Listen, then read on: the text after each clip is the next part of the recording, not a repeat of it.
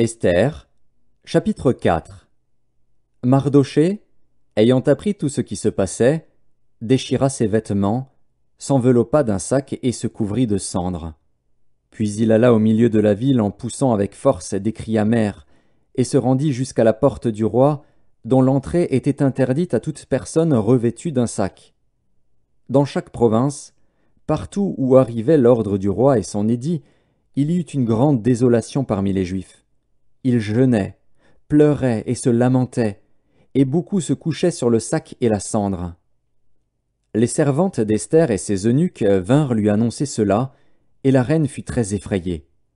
Elle envoya des vêtements à Mardochée pour le couvrir et lui faire ôter son sac, mais il ne les accepta pas.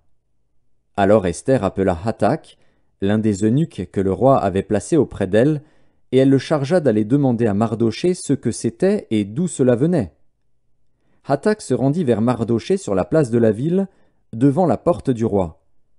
Et Mardochée lui raconta tout ce qui lui était arrivé, et lui indiqua la somme d'argent qu'Aman avait promis de livrer au trésor du roi en retour du massacre des Juifs. Il lui donna aussi une copie de l'édit publié dans Suse en vue de leur destruction, afin qu'il le montrât à Esther et lui fît tout connaître. Et il ordonna qu'Esther se rendît chez le roi pour lui demander grâce et l'implorer en faveur de son peuple. Hathak vint rapporter à Esther les paroles de Mardochée.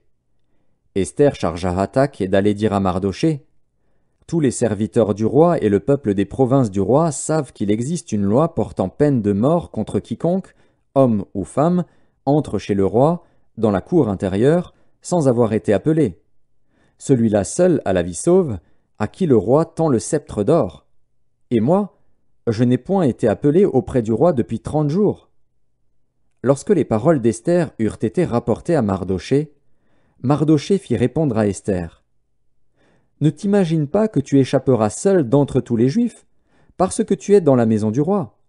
Car, si tu te tais maintenant, le secours et la délivrance surgiront d'autre part pour les Juifs, et toi et la maison de ton père vous périrez. Et qui sait si ce n'est pas pour un temps comme celui-ci que tu es parvenu à la royauté ?»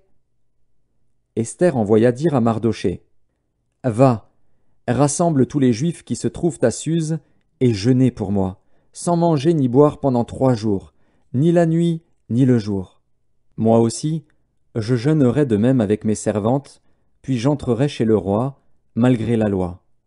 Et si je dois périr, je périrai. » Mardochée s'en alla, et fit tout ce qu'Esther lui avait ordonné.